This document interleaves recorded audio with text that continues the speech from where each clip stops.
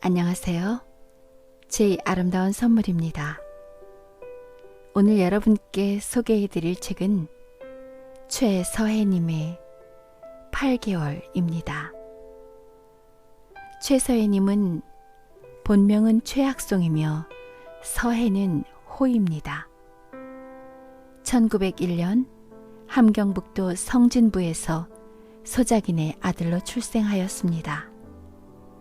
한문 공부와 보통학교 중퇴가 학업의 전부였지만 청춘, 학지광 등의 문학 잡지를 읽으면서 스스로 문학 공부를 하였습니다. 탈출기, 기아, 홍염, 큰물 진뒤 등 스스로가 체험하지 않은 것은 쓰지 않는다고 밝히고 자신의 경험을 소재로 1920년대에 식민지 조선의 상황, 삶의 터전을 빼앗긴 이농민의 좌절과 해결책이 없는 나날의 절망을 사실 그대로 표현하였습니다. 1932년 위문협착증으로 수술을 받다가 32세의 나이로 세상을 떠났습니다. 오늘도 제 아름다운 선물과 함께 해주셔서 감사드리며 즐겁고 편안한 시간 되세요. 8개월 최서혜. 내게는 심한 병이 있다. 그것은 위병인데 벌써 그럭저럭 10여 년이 된다. 철모를 찌는 그것을 그리 대수롭게 여기지 않았고 또 알아놓으면 과자며 과일 사다 주는 재미에 앓고도 싶은 적이 있었으나 한번 고단한 신세가 되고 또 모든 것을 내 손으로 하지 않으면 안 되게 된 이때에 와서는 병이란 과연 무서운 것이라는 느낌이 더욱 커진다. 한번 병에 붙잡히면 만사가 그만이다.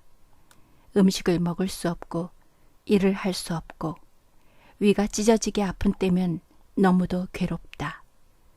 병의 쓰림을 모르면 건강의 행복도 모른다고 어떤 벗이 나하고 한 이야기가 생각난다.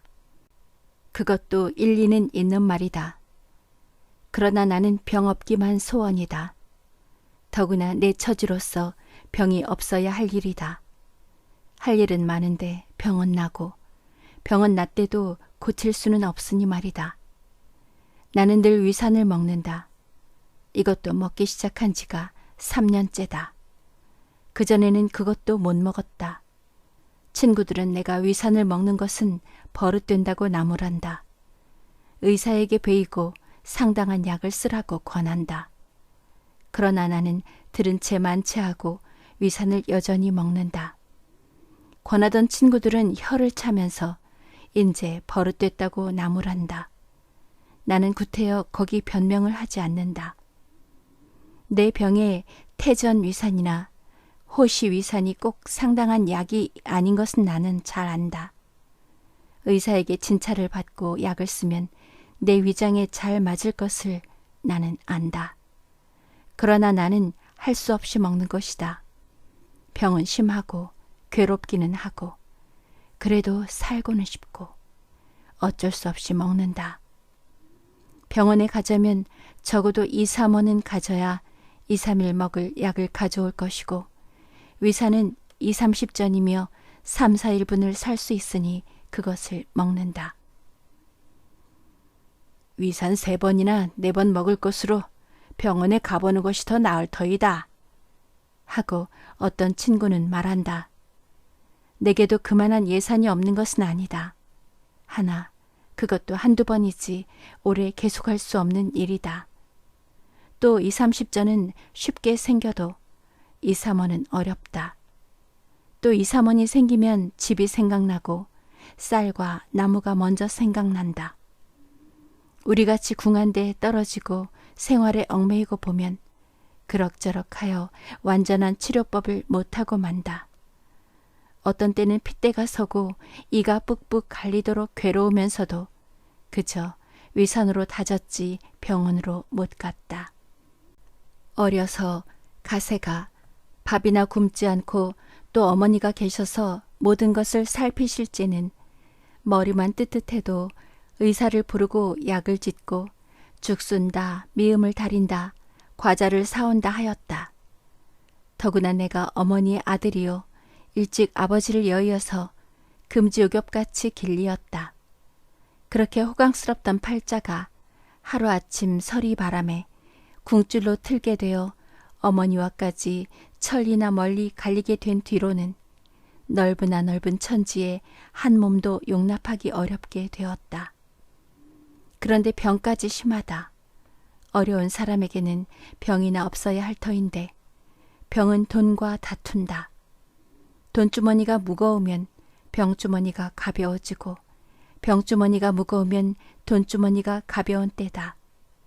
병은 가난과 삼색연분을 맺었는지 떨어지기를 싫어한다.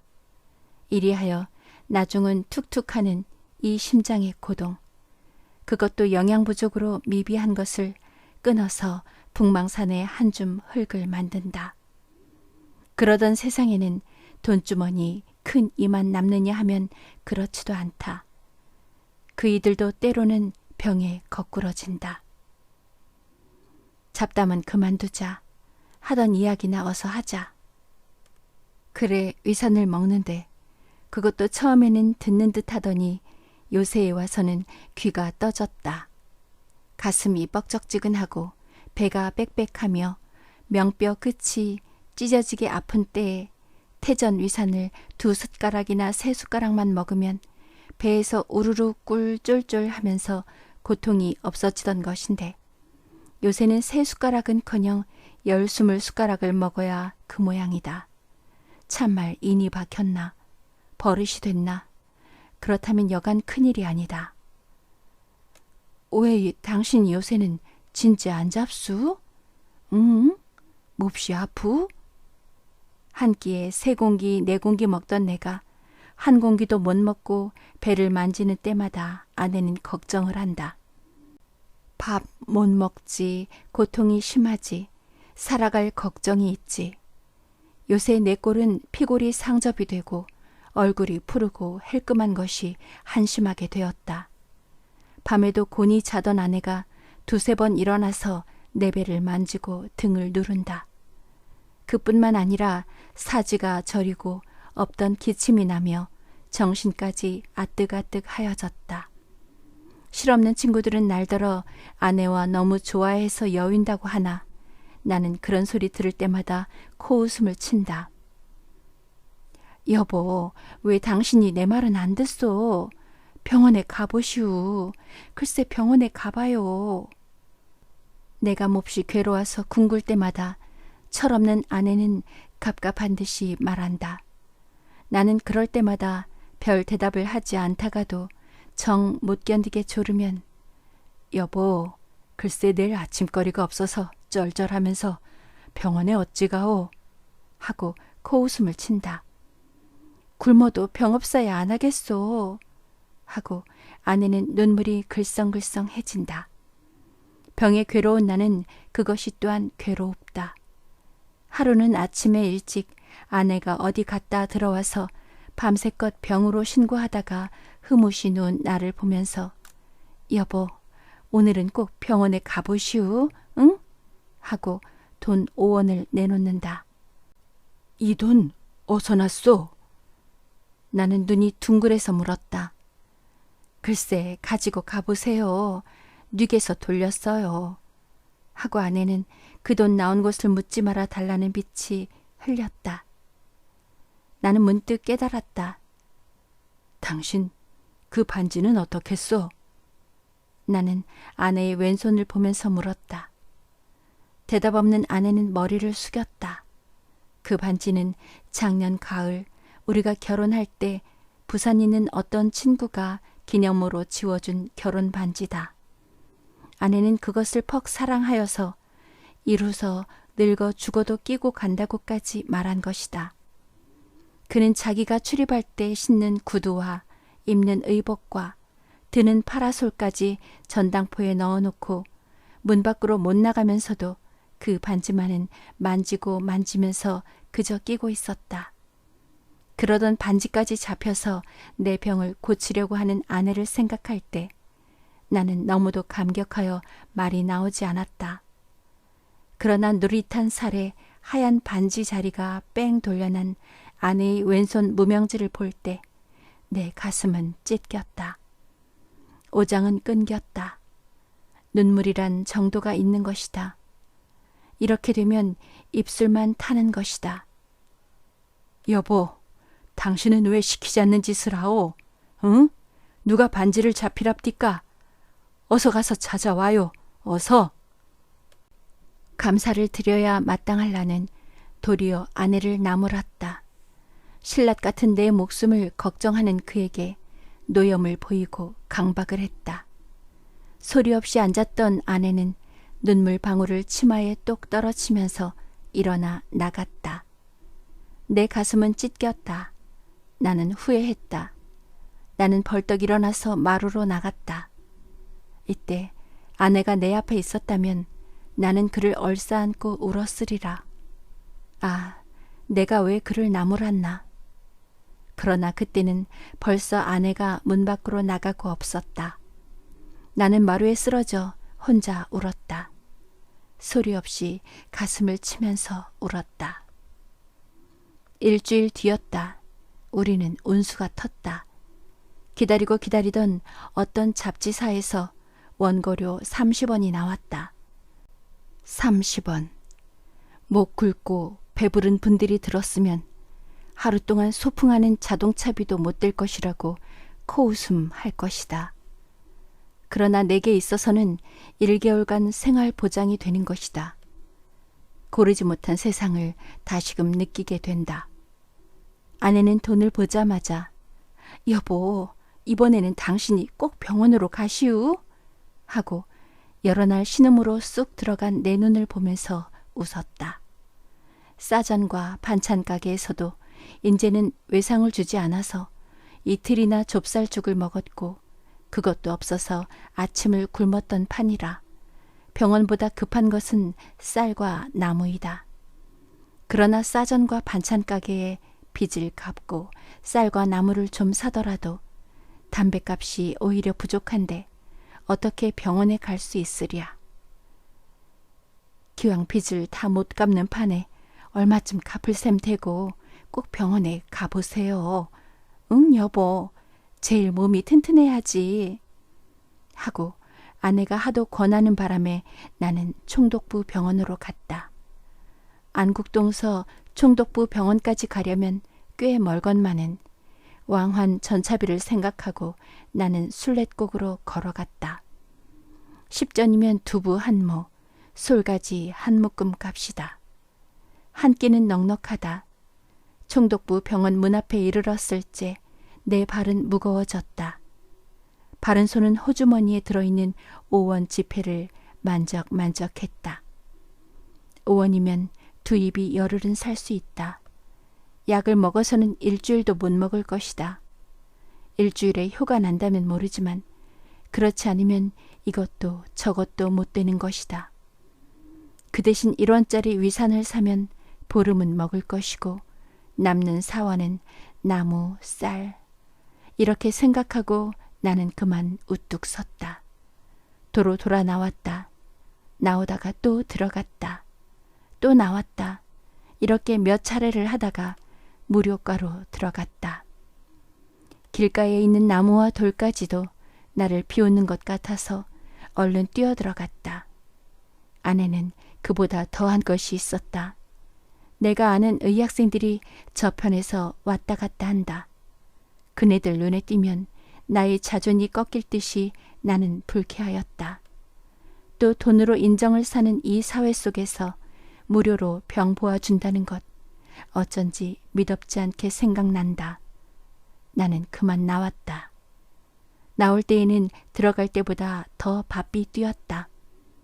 병원 문 밖에 나서서 솔렛골에 들어서는 때까지도 조롱과 모욕을 담은 눈깔이 뒤를 따르는 것 같아서 머리를 못 돌렸다. 뭐래요? 약 가져오셨소? 집에 이르니 아내는 반갑게 묻는다. 네. 나는 흐리머리 대답하였다. 아내는 곁에 와서 내 호주머니를 만지면서 응, 어디 약 봅시다. 뭐라고 해요? 나는 대답이 구구하였다. 더구나 약까지 검사를 하려는 판에야 어떻게 자백을 하지 않으랴. 허허. 나는 크게 웃었다. 어째 그렇게 웃었는지 나로도 모른다. 무슨 일이 틀어지고 되지 않을 때면 나는 그렇게 웃는다. 웃자고 해서 웃는 것이 아니라 그런 웃음이 한숨과 같이 저절로 나온다. 약을 집어낸다고 내 호주머니에 넣었던 아내의 손에는 5원의 지폐가 잡혀 나왔다. 그것을 물끄러미 들여다보던 아내의 낯빛은 변하였다. 그는 지폐를 방바닥에 던지면서 쓰러졌다. 낯을 가리고 쓰러진 그의 등은 고요히 자주 오르내렸다. 그는 우는가? 내 목숨 중한 줄 내 어찌 모를까? 아내의 걱정이 없어도 걱정되거든. 하물며 아내의 걱정이 있음에랴. 좀 웬만하면 나 편하고 그가 기쁜 일을 왜 못하랴. 나도 눈에 눈물이 돌았다. 세상이 원망스러웠다. 모두 부숴버리고 싶었다. 아직도 시간이 있으니 가보시오. 글쎄, 나는 아프다면 당신 두루마기를 잡혀서도 병원에 보내면서 당신 몸은 왜 생각지 않으시오? 울던 아내는 문 앞에 시름없이 던져지었던 지폐를 집어준다. 이번에는 가까운 모모 병원으로 갔다. 낮이 가까워오는 여름볕은 뜨거웁다. 고루 거각이 늘어선 장 안에는 여전히 사람의 때가 오락가락한다. 무슨 일들이 있는가? 무엇이 그리 바쁜가? 내 눈에는 그 모든 것이 산 것 같이 보이지 않았다. 병원이란 참말 한번 가볼 곳이다. 사람의 목숨을 판단하는 곳이니까. 만일 누구든지 자기의 목숨의 줄이 얼마나 길고 짧은 것을 궁금히 여기거든 점이나 사주를 보지 말고 병원에 가는 것이 상책일 것이다. 병난 지 오래세요? 네, 한 20년 가깝습니다. 왜 고치지 않고 그냥 버려두셨어요? 대단 중헌데요. 무슨 병인지요? 고칠 가망은 있습니까? 뭐 윗뿐 아닙니다. 폐도 좋지 않고 신장도 나쁜데 공기가 깨끗하고 고요한 데서 자양분 있는 것을 잡수시면서 한 1년 치료하면 효를 볼 것 같습니다마는 그냥 이 모양으로 버려두면 8개월 넘기기 어려울 것 같습니다. 이것이 병원에서 의사와 문답한 말이다. 나는 너무도 어이없어서 픽 웃었다. 고쳐보아서 못 고치는 것은 허는 수 없지만 고쳐질 병을 버려두게 되는 때 그 마음이 슬픈 것이 아니라 어떤 데 대한 악으로 변한다. 촌촌이 먹어들어서 실랏같이 남은 나의 목숨의 줄이 베이는 것도 같고 또 일변으로는 의리에 그러하려니 미리 기다리던 소리를 들은 듯이 우습기도 하였다. 나는 약방을 들고 병원문을 나서면서 의사의 말을 다시 생각하였다. 내가 만일 건강하였다면 그는 밥을 잡수시면 살 수 있으나 굶으면 죽을 것이요 하였을는지도 모르겠다. 공기가 좋은 곳에서 자양분을 먹으면서 적당한 운동을 하고 치료를 하면 회복하리라는 것은 의사가 아닌 나도 모르는 것이 아니다. 두부 한 모와 솔가지 한 묶음을 생각하고 전차를 못하는 형세에 요양지를 찾아 멀리는 고사하고 파고다 공원에서 가서 앉았째도 첫째 배가 고파서 못할 것이다. 그는 의뢰할 일이요 의뢰할 소리로 알고 사람의 목숨의 신축이 제 손에 있는 듯이 거침없게 말하지만 내게는 사형 선고로 들렸다.